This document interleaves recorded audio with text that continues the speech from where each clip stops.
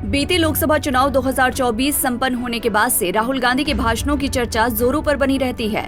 लगभग बीते एक महीना पहले 1 जुलाई 2024 को 18वीं लोकसभा का गठन होने के बाद जब पहली बार विरोधी दल के नेता बने कांग्रेस सांसद राहुल गांधी ने भाषण दिया तो खूब सुर्खियां बटोरी। इस बार जब दूसरी बार लोकसभा में बीते दिन 29 जुलाई 2024 को बोलने के लिए खड़े हुए तब से भी राहुल गांधी खूब सुर्खियां बटोर रहे हैं। केंद्रीय बजट 2024-25 पर बोलते हुए राहुल गांधी ने इस बार बीजेपी के एक चक्रव्यूह का जिक्र किया है जो अब खूब चर्चा में बना हुआ है।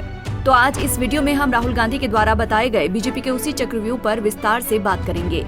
पता करेंगे कि राहुल गांधी वाकई में बीजेपी के जिस चक्रव्यूह की बात कर रहे हैं क्या वो जमीन पर भी कहीं खरा उतरता है। जुलाई का महीना भी नहीं बीता कि एक बार फिर लोकसभा में विरोधी दल के नेता और कांग्रेस के सर्वेसर्वा राहुल गांधी ने केंद्र में एनडीए के बलबूते पर बरकरार तीसरी बार बीजेपी सरकार पर जमकर निशाना साधा है। इस बार इन भाषणों में राहुल गांधी का अलग ही तेवर देखने को मिल रहा है।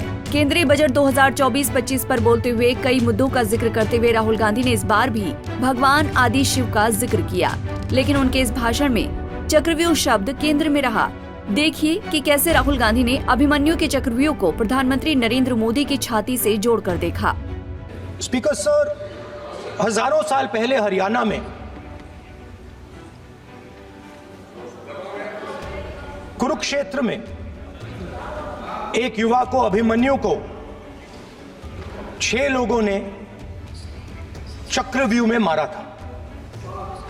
6 चक्रव्यूह में फंसाकर मारा था। सर, चक्रव्यूह के अंदर डर होता है, हिंसा होती है और अभिमन्यु को चक्रव्यूह में फंसाकर ट्रैप कर 6 लोगों ने मारा। मैंने चक्रव्यूह के बारे में थोड़ी रिसर्च की और पता लगा कि चक्रव्यूह का एक दूसरा नाम होता है पद्मव्यूह, मतलब लोटस फॉर्मेशन।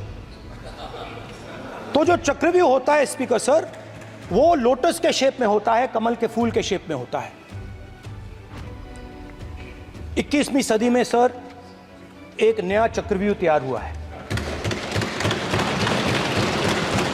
स्पीकर सर, वो भी लोटस की शेप में है सर, और उसका चिन्ह प्रधानमंत्री जी अपनी छाती पर लगा के चलते हैं। राहुल गांधी का सीधा इशारा प्रधानमंत्री नरेंद्र मोदी के सीने पर अक्सर उनकी चुनावी रैलियों के दौरान चिपके रहने वाले बीजेपी के राजनीतिक चिन्ह कमल के निशान पर था। राहुल गांधी यहीं नहीं रुके, आगे उन्होंने इस चक्रव्यूह को केंद्र में सत्तासीन बीजेपी और अंबानी और अडानी से जोड़कर देखा। सर, अभिमन्यु को 6 लोगों ने मारा था। उनके नाम द्रोणाचार्य, कर्ण, कृपाचार्य, कृतवर्मा, अश्वत्थामा और शकुनी। सर, आज भी चक्रव्यूह के बीच में 6 लोग हैं। सर, चक्रव्यूह के बिल्कुल सेंटर में, चक्रव्यूह में हजारों लोग होते हैं सर, मगर उसके बिल्कुल सेंटर में 6 लोग कंट्रोल करते हैं। तो जैसे उस टाइम 6 लोग कंट्रोल करते थे, वैसे आज भी 6 लोग कंट्रोल कर रहे हैं चक्रव्यूह को। नरेंद्र मोदी जी, अमित शाह जी, मोहन भगवत जी, अजीत दोवल जी, अंबानी और अडानी जी कंट्रोल कर रहे हैं। लोकसभा स्पीकर ओम बिरला ने राहुल गांधी को अडानी और अंबानी का नाम लेने पर रोका और कहा कि मैं पहले ही आपसे कह चुका हूं, जो लोग इस सदन का हिस्सा नहीं हैं, आप उनका नाम ना लें। खैर, जिसके बाद राहुल गांधी ने इस चक्रव्यूह को मोड़कर मीडिया बनाम बीजेपी के बीच लाकर खड़ा कर दिया, जिसे खुद कांग्रेस ने बाद में शेयर किया। सर, आपने एक और चक्रव्यूह बना दिया है सर। नो, मीडिया वालों को सर आपने पिंजरे में बंद कर दिया सर, उनको बाहर निकाल दीजिए प्लीज। हाँ, बोलिए, आप मुझसे तो बोलिए ना। एक सेकंड सर, बेचारे सर, बेचारे सर मीडिया वाले हैं सर। बेचारे नहीं है वे, बेचारे शब्द बोलो उनके लिए। सर नॉन बेचारे मीडिया वाले हैं सर। नो, बेचारे नहीं, नॉन बेचारे सर, नॉट बेचारे मीडिया वाले हैं सर। हाँ सर, नॉट बेचारे। एक मिनट, आप, मैं बैठा हूँ ना, वह आप आसन पे बात कर रहे हो तो आसन को बात करने दो। नो, मैं बताऊंगा सर। नॉट बेचारे मीडिया वालों ने कहा है सर कि प्लीज, उन्होंने मुझसे कहा है कि आपसे हाथ जोड़कर कहें कि उनको निकलने दें, क्योंकि वो बड़े डिस्टर्बेंस है। एक मिनट प्लीज।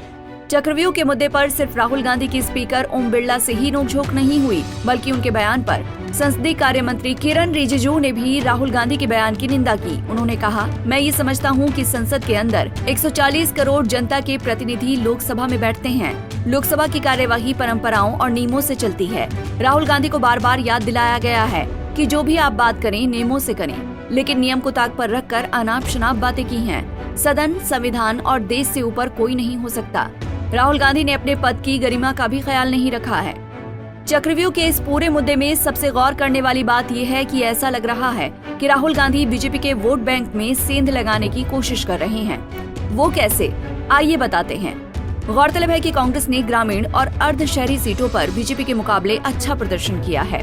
ग्रामीण इलाकों में जहां बीजेपी को 2019 के मुकाबले 49 सीटों का नुकसान हुआ है, तो वहीं अर्ध शहरी सीटों पर बीजेपी को पिछले चुनाव के मुकाबले 10 सीटें कम मिली हैं। लेकिन ये बढ़त शहरी सीटों पर उतनी ज्यादा नहीं है।